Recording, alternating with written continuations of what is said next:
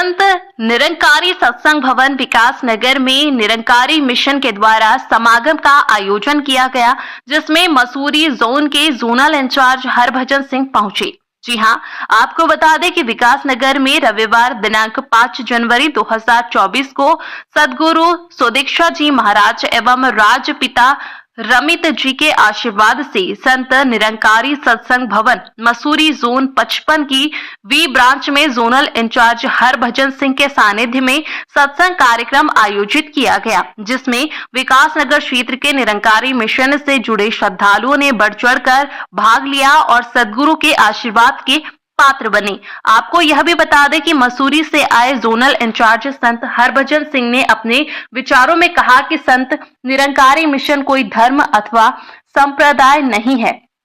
यह एक धार्मिक विचारधारा है जिसमें हर धर्म एवं जाति और संप्रदाय के लोग सदगुरु से निराकार सत्य ईश्वर का ज्ञान प्राप्त कर भक्ति करते हैं और जिस काम के लिए बड़े भाग्य से यह मनुष्य जन्म मिला है उस कार्य को करके अपना जन्म सफल बनाते हैं। सत्संग कार्यक्रम में कई श्रद्धालुओं ने अपने अपने विचार गीत एवं भजन के रूप में व्यक्त कर सदगुरु का यशोगान किया। सत्संग कार्यक्रम में पहुंचे जनसंघर्ष मोर्चा अध्यक्ष एवं GMVN के पूर्व उपाध्यक्ष रघुनाथ सिंह नेगी ने भी अपने विचार व्यक्त किए और संत निरंकारी मिशन द्वारा आध्यात्मिक विचारधारा के साथ साथ समाज कल्याण के क्षेत्र में किए जा रहे कार्यों की प्रशंसा की। इस अवसर पर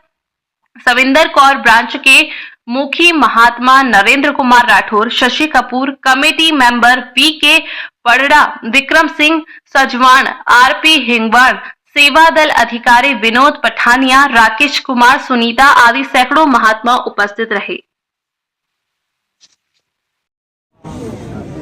नव वर्ष 2025 का ये पहला इतवार था और यहाँ के मुखी महात्मा का आदेश हुआ तो यहाँ आकर बहुत अच्छा लगा। कुछ पत्रकार बंधु और हमारे रघुनाथ सिंह नेगी जी के भी दर्शन हुए और वहीं साथ संगत के दर्शन हुए और सभी साथ संगत को नए वर्ष की बधाई भी और शुभकामना भी दी गई। और आने वाले इस नए वर्ष में मैं जो भी मेरी इस आवाज़ को सुन रहे हैं सभी को ही नव वर्ष की शुभकामना कहता हूँ। वहीं जो आज सत्संग में चर्चा हुई इस निरंकार की, प्रभु की, ईश्वर की जो कण कण में व्याप्त है, इसके दर्शन हमारे सतगुरु माता सुदीक्षा जी करवाते हैं। साथ ही जहाँ दर्शन करवाते हैं हम सबको एक सूत्र में बांधा हुआ है, वहीं हमारा जो निरंकारी मिशन है समाज सेवा में भी अग्रणी है। अभी आपने अनाउंसमेंट सुना 11 जनवरी को एक विशाल रक्तदान शिविर बालावाला सत्संग भवन में हो रहा है। सिर्फ बालावाला में नहीं, हमारा उत्तराखंड के कोने कोने में जहाँ भी भवन है इस तरह के आयोजन होते हैं।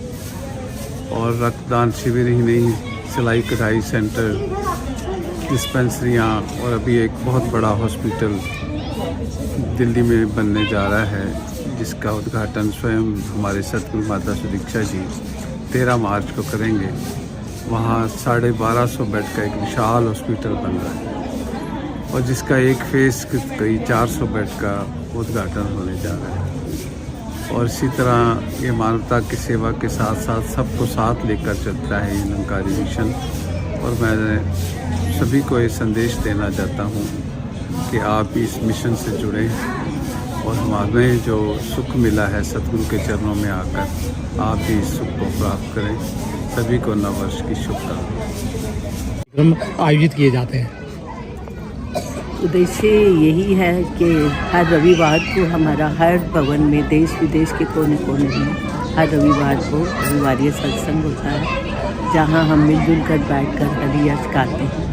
क्योंकि कहा भी है पहले दर्शन फिर कर प्रीति, फिर चाहे कोई जाप करे,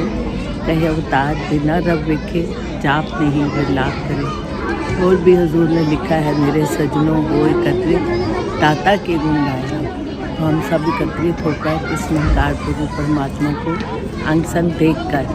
और इसकी चर्चा करते हैं और आपस में मिलकर बैठते हैं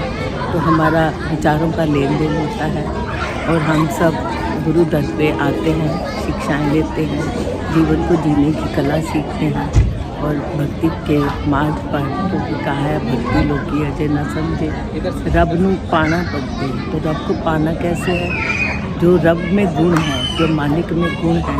उन गुणों को ग्रहण करना है और उन गुणों को ग्रहण करके अपनी गृहस्थी को, अपने समाज को, अपने देश को एक सुंदर सद्रूप बनाना। ये मेन उद्देश्य है हमारा सत्संग में आना और जगह जगह जहाँ भी सत्संग होते हैं मेन एक ही लक्ष्य होता है कि एक को जानो, एक को मानो और एक पहले जैसे कहा जाता था कि 50 साल के बाद जब